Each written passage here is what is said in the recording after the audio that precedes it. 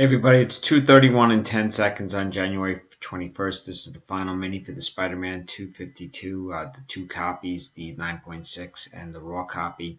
Over here are the 12 filled spots.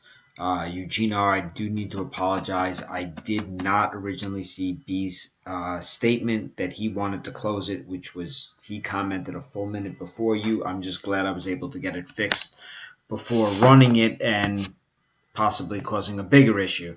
The timestamp is the timestamp. As you can see, he did ask to close it a full minute before you. So I will be sending you your refund once I get the mini and the main run. So thank you both for understanding. Number is 7. I'm going to randomize 7 times. Whoever comes in first gets the first 4 spots. Whoever comes in second gets the final 2. And then I will immediately run the main.